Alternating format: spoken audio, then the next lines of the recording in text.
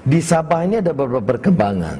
Pertama, saya katakan bahawa memang Datuk Seri Najib mula goyang.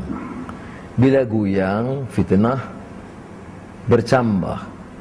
Pertama, manakala keluarga Ketua Menteri Musa Aman dan Menteri Luar dilibatkan dengan penipuan dana lebih 15,000 umat Islam Filipina Selatan yang menjangkau hampir atau lebih 900 juta ringgit.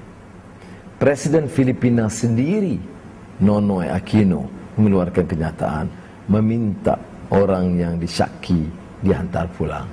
Tetapi cara beliau ditangkap, didakwa, dihukum dalam masa 2 hari, itu harus mempertikai cara kita mengendali proses undang-undang, dan Peguam Negara Tan Sri Gani Patel harus dipertanggungjawabkan kerana bersekongkol dengan cara buruk ini.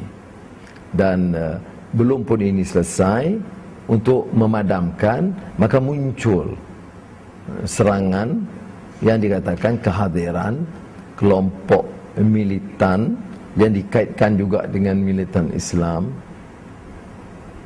Ada yang katakan pejuang, ada yang kata militan, ada yang dikaitkan beberapa kumpulan. Kita tidak mendapat apa-apa makluman yang sahih.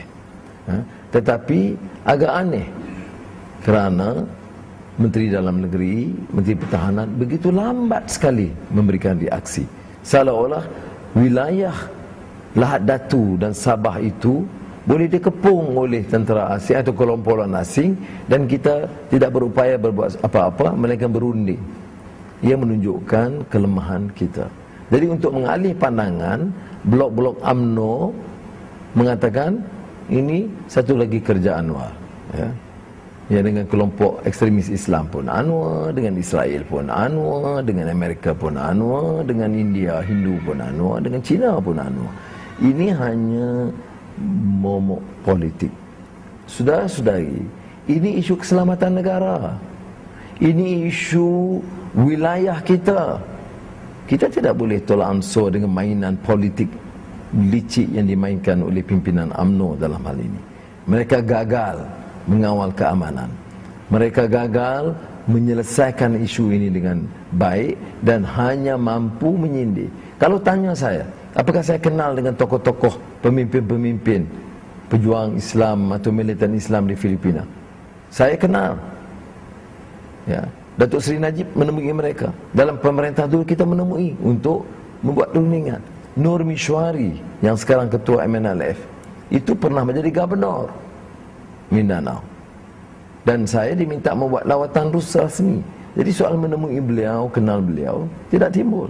Sama macam Jeneral Murad yang sekarang mengetuai kumpulan MILF yang berunding dengan pemerintah Filipina, yang juga berunding dengan Datuk Seri Najib dan kerajaan Malaysia, yang beberapa kali datang ke Kuala Lumpur, ke Johor Bahru untuk meneruskan rundingan perdamaian di selatan Filipina.